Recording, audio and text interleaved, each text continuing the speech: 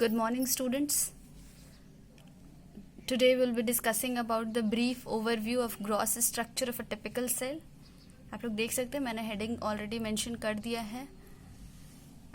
Last class में हम लोगों ने पढ़ लिया था सेल के साइजेस के बारे में. नंबर्स के बेसिस पे यूनिसेलुलर और मल्टीसेलुलर ये होते हैं. न्यूक्लियस के बेसिस पे प्रोकैरियोटिक और यूकैरियोटिक होते हैं. आज हम इंटायर स्ट्रक्चर देखेंगे किसका, एक टिपिकल सेल का, बहुत ही ब्रीफली. ठीक है, तो already we have discussed that all the animal cells are eukaryotic in nature, that are they are nucleated having proper nucleus. और नेक्स्ट हमारा जितना इम्पॉर्टेंट फैक्ट्स है स्ट्रक्चर से रिलेटेड वो सारे मैं आपको बता देती हूँ. टर्म्स जो भी यूज होंगे वो सारे पहले डिस्कस करा देती हूँ एक एक करके. तो सबसे पहला पॉइंट हमारा क्या हो जाएगा, वही जो मैंने अभी बोला आपको, all animal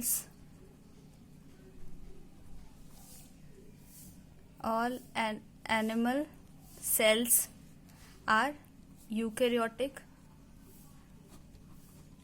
fine. Next is, अगर हम लोग किसी भी सेल को एज इट इज हमारा सेल एग्जिस्ट कर रहा है, मतलब बिना कवरिंग के नहीं है, तो आइसोलेट फॉर्म में या फिर बेयर सेल को हम लोग क्या कहते हैं, तो बेयर सेल को या आइसोलेटेड सेल को हम लोग कहते हैं प्रोटोप्लास्ट. ठीक है, ये सारे टर्म्स आगे आपको आएंगे, इसलिए मैं अभी स्टार्टिंग में ही इनको एक्सप्लेन कर दे रही हूँ. तो what is protoplast, then we can define it, protoplast as an isolated or bare cell. Fine.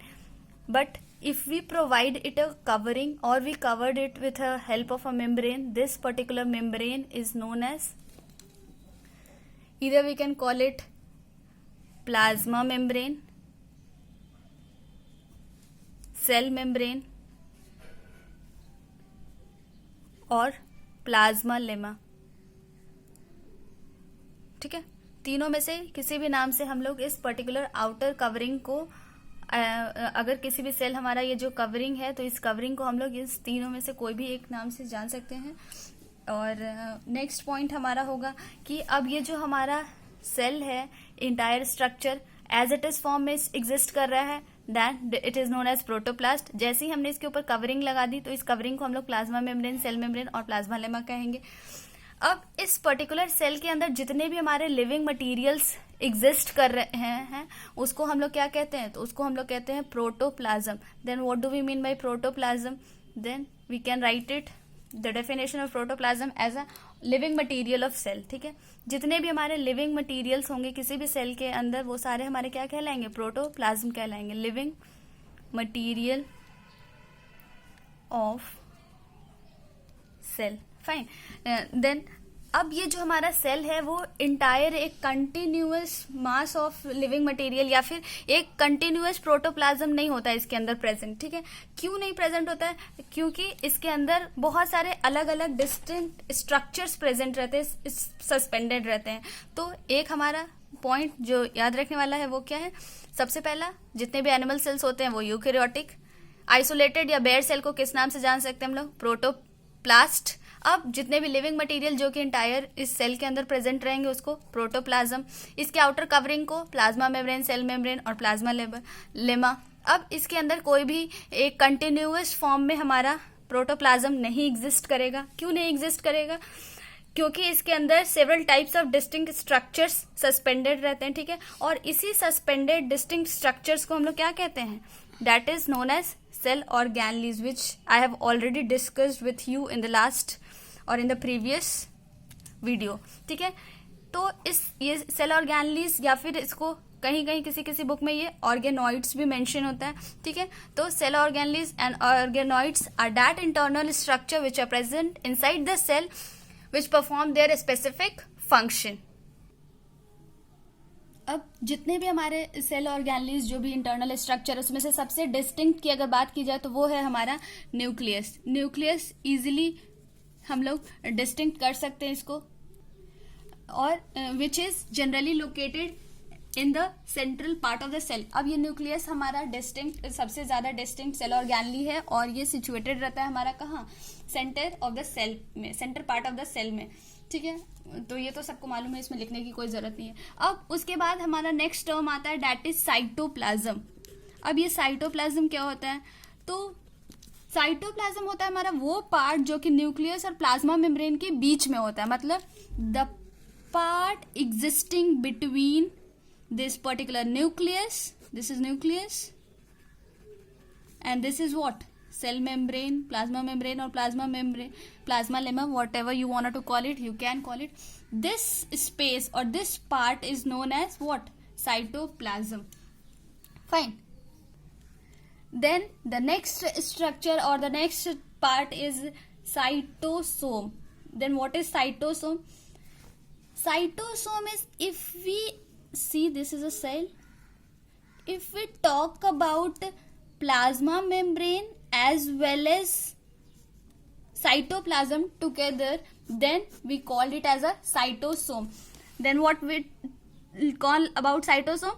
Then we can define it by cytosome is used for the extranuclear part. We can call it as a extranuclear part. Extranuclear part. अब ये extra nuclear part क्या है? तो plasma membrane और cytoplasm को together हम लोग क्या कहते हैं? साइटोसोम कहते हैं, और इसी को हम लोग एक्स्ट्रा न्यूक्लियर पार्ट भी कह सकते हैं। Then we can write it as a plasma membrane plus cytoplasma together known as cytosome. And जितने भी बाकी सारे हमारे ऑर्गेनलीज है वो सारे भी हमारे इसी फ्लूइड पार्ट के, साइटोप्लाज्मा के फ्लूइड पार्ट में हमारे सस्पेंडेड रहेंगे। अब ये फ्लूइड कैसा होगा? तो ये हमारा क्रिस्टैलोकोलॉइड होगा, मतलब ना ज्यादा ये फ्लूइड होगा ना ज्यादा ये जेली लाइक सब्सटेंसेस होगा हमारा, ठीक है। उसके बाद हम लोग एक और टर्म आता है दैट इज साइटोसोल। अब ये साइटोसोल क्या होता है? तो ये हमारा साइटोप्लाज्मिक मैट्रिक्स को बोलते हैं हम लोग, ठीक है, साइटोप्लाज्म मैट्रिक्स। अब इसका मतलब क्या है?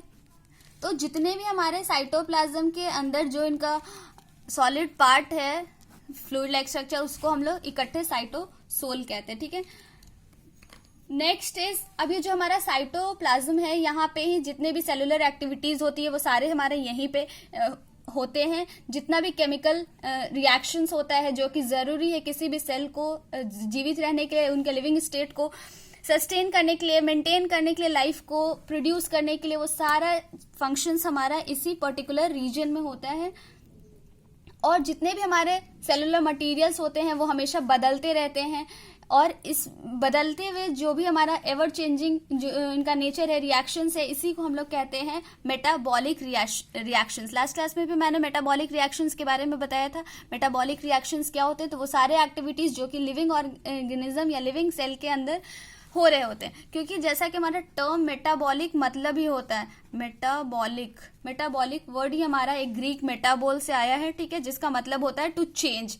मेटाबोल ये क्या है? ग्रीक वर्ड है जिसका मतलब क्या होता है? चेंज, ठीक है। तो मेटाबॉलिक इसको रिएक्शंस क्यों बोलते हैं समझ में आ गया आप लोग? क्योंकि इनके अंदर सेल के अंदर जितने भी मटेरियल्स हैं वो सारे चेंज होते रहते हैं। अब इसी हमेशा चेंज रहने की वजह से ये एक रिएक्शंस का फॉर्मेशन करते हैं जिसको कि हम लोग मेटाबॉलिक रिएक्शंस करते हैं, और इन्हीं सारे रिएक्शंस का सम टोटल को हम लोग कहते हैं सेल मेटाबॉलिज्म। सेल के अंदर होने वाले सारे मेटाबॉलिक एक्टिविटीज, सेल मेटाबॉलिज्म क्या हो गया हमारा? तो the sum total of this metabolic reactions are known as cell metabolism. लिख देती हूं मैं, The sum total of metabolic reactions is known as cell metabolism. Fine. अब नेक्स्ट है हमारा, ये जितने भी हमारा मेटाबॉलिक रिएक्शंस होते हैं जो कि अलग अलग ऑर्गेनलीज में अलग अलग तरीके से होते हैं। कुछ हमारा, इसीलिए हम लोग कह सकते हैं कि हमारा जितना भी जो सेल ऑर्गेनलीज है वो हमारा फंक्शनल पार्ट होता है सेल का। इसकी वजह से ही हमारा सारा साइटोप्लाज्मिक फंक्शंस जो है वो सारा हो पाता है। अब ये जो हमारा साइटोप्लाज्म है उसमें living materials that is protoplasm तो एग्जिस्ट करेंगे ही, उसके साथ साथ इसमें कुछ मेटाबॉलिकली इनएक्टिव स्ट्रक्चर्स भी रहते हैं, मतलब वैसे स्ट्रक्चर्स जो कि मेटाबॉलिज्म नहीं करते हैं, लिविंग वो नेचर में नहीं होते हैं, ठीक है। वो कौन कौन से होते हैं, तो उनको हम लोग सेल इंक्लूजन, ड्यूटोप्लास्ट या मेटाप्लास्ट किसी भी नाम से जान सकते हैं। इनका कोई फंक्शन वैसा पर्टिकुलरली नहीं होता है, ये टेम्परेरी स्ट्रक्चर्स होते हैं। इनका फंक्शन सिक्रीटरी, एक्सक्रीटरी या फिर स्टोरेज का हो सकता है डिफरेंट मेटाबॉलिज्म के प्रोडक्ट्स का। उसके बाद अगर साइटोप्लाज्मिक ऑर्गेनेल्स की बात की जाए तो इनको हम लोग बेसिकली दो जनरल कैटेगरी में डिवाइड किए हैं। नंबर 1 इज मेम्ब्रेनस ऑर्गेनेल्स और number 2 is non membranes organelles, ठीक है। अब ये मेम्ब्रेनस ऑर्गेनेल्स क्या होता है, तो वैसे ऑर्गेनेल्स जिसमें कि फ्लूइड फिल्ड कंपार्टमेंट्स होते हैं और ये मेम्ब्रेन बाउंड स्ट्रक्चर्स होते हैं, जैसा कि हमारा प्लाज्मा मेम्ब्रेन होता है ना ढका हुआ आउटर कवरिंग से, उसको हम लोग बोलते हैं मेम्ब्रेनस ऑर्गेनेल्स। और नॉन मेम्ब्रेनस ऑर्गेनेल्स हमारे हो जाएंगे जिनमें कि फ्लूइड फील्ड स्ट्रक्चर्स नहीं होते, ना ही ये बाउंड होते हैं मेम्ब्रेन बाउंड स्ट्रक्चर्स से, ठीक है। यहाँ पे मैं लिख के आपको और अच्छे से एक्सप्लेन कर देती हूँ। एक फ्लो चार्ट की हेल्प से मैं आपको यहाँ पे अच्छे से और समझ आ जाएगा आपको। सपोज डैट हम लोगों ने लिया सेल, सेल का भी कौन सा, प्रोटोप्लास्ट। प्रोटोप्लास्ट मतलब without the covering plasma membrane, ठीक है। उसके बाद अगर इस सेल को हम लोग फर्दर बाइफरकेट करें तो इसका 2 पार्टों में हम लोगों ने बांटा, ठीक है। पहला हमारा क्या निकल के आया, न्यूक्लियस डिस्टिंक्ट पार्ट, और दूसरा हमारा साइटोसोम। अब ये साइटोसोम क्या हो रहा है, मैंने अभी आप लोगों को बताया था कि एक्स्ट्रा न्यूक्लियर पार्ट हो जाएगा comprising plasma membrane as well as cytoplasm. Fine, अब ये हमारा साइटोसोम फर्दर डिवाइड करेगा 2 पार्टों में, ठीक है। कौन कौन सा, तो एक हमारा हो जाएगा प्लाज्मा मेम्ब्रेन, क्योंकि यहाँ पे हम लोगों ने क्या लिया था, प्रोटोप्लास्ट लिया था, मतलब इसमें हमारा प्लाज्मा मेम्ब्रेन तो आया नहीं था। प्रोटोप्लास्ट क्या होता है, जो कि बेयर्ड या आइसोलेटेड सेल, ठीक है। उसके बाद प्लाज्मा मेम्ब्रेन और दूसरा हमारा साइटोसोम में आ जाएगा साइटोप्लाज्म। हम लोग साइटोसोम के बारे में यही पढ़े थे, combination of plasma membrane and cytoplasm together cytosome कहते हैं, ठीक है। अब ये साइटोप्लाज्म को अगर फर्दर डिवाइड करेंगे हम लोग तो उसके बाद यहाँ पे मैं आपको बता देती हूँ, तो एक हमारे हो जाएंगे वैसे फॉर्म्ड स्ट्रक्चर्स और दूसरा साइटोसोल फॉर्म्ड स्ट्रक्चर्स। तो फिर साइटोप्लाज्म फर्दर डिवाइड करेगा हमारा फॉर्म्ड स्ट्रक्चर्स और साइटोसोल में। साइटोसोल जो हमारा साइटोप्लाज्मा का मैट्रिक्स हो गया, फॉर्म्ड स्ट्रक्चर्स मतलब जिस स्ट्रक्चर्स का हमारा फर्दर पूरा सेल बना होता है। तो उसके बाद फिर हमारा फॉर्म्ड स्ट्रक्चर्स 2 पार्टों में डिवाइड हो जाएगा। Number 1 will be cytoplasmic organelles, जितना भी हमारा साइटोप्लाज्म के अंदर ऑर्गेनेल्स यानी कि इंटरनल स्ट्रक्चर्स प्रेजेंट होंगे अलग अलग फंक्शन करने के लिए, उनको हम लोग बोलेंगे cytoplasmic organelles. Fine, and next one will be deutoplast. मैंने बताया था ड्यूटोप्लास्ट के बारे में क्या होता है ये, तो ये ऐसे मेटाबॉलिक इनएक्टिव स्ट्रक्चर्स होते हैं जिनका कोई फर्दर फंक्शन नहीं होता, ये टेम्परेरी इन नेचर होते हैं। इनका काम होता है सिक्रीटरी, स्टोरेज और एक्सक्रीटरी का, जो भी डिफरेंट मेटाबॉलिज्म के प्रोडक्ट होते हैं उनका। ड्यूटोप्लास्ट, फाइन। उसके बाद हमारा ये साइटोप्लाज्मिक ऑर्गेनेल्स भी 2 पार्ट में डिवाइड हो जाएगा। कौन कौन सा, तो एक मेम्ब्रेनस ऑर्गेनेल्स और एक non membranes organelles. Membranes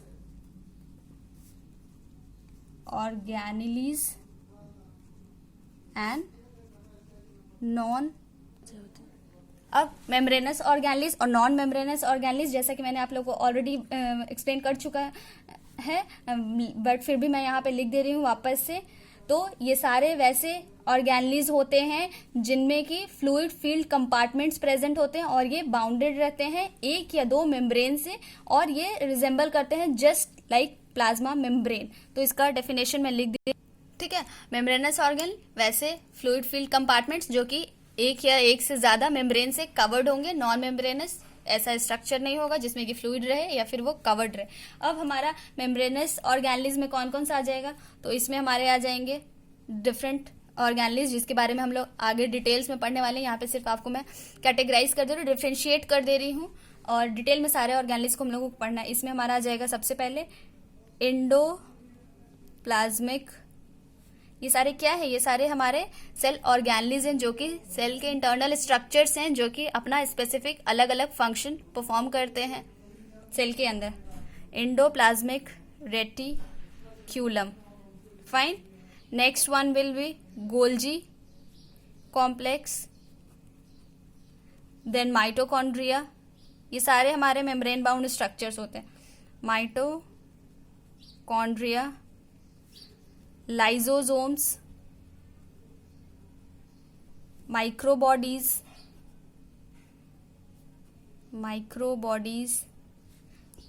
and last but not the least vacuoles. और नॉन मेम्ब्रेनस ऑर्गेनलीज के कैटेगरी में हमारे आते हैं राइबोसोम्स,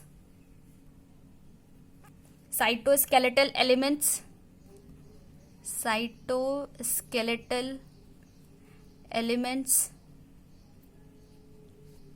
and microtubular organelles.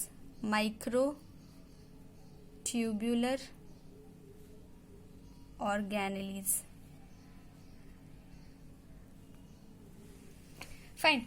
अब ये जितने भी हमारे सेलुलर स्ट्रक्चर्स हैं, जिनके बारे में भी हम लोगों ने अभी तक पढ़ा, जितने भी हमारे सेल अलग अलग ऑर्गेनल्स के बारे में पढ़ा, उनमें से सिर्फ हमारा न्यूक्लियस, ये extra point, nucleus, large vacuoles, this is you, vacuoles और माइटोकॉन्ड्रिया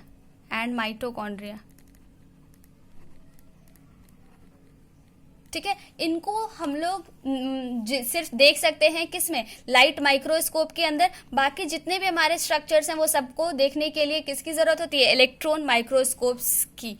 इतना डिटेल में आपको लाइट और इलेक्ट्रॉन माइक्रोस्कोप पढ़ना नहीं है, लेकिन फिर भी मैं जब आगे स्ट्रक्चर्स पढ़ाऊंगी तो डील कर दूंगी. ये सबको हम लोग किसके अंदर देखते हैं, लाइट माइक्रोस्कोप की हेल्प से. और इनके अलावा बाकी जितने भी स्ट्रक्चर्स हैं वो सब हमारे इलेक्ट्रॉन माइक्रोस्कोप्स की हेल्प से ही देखे जा सकते हैं. With this only I will be ending today's video और टॉपिक.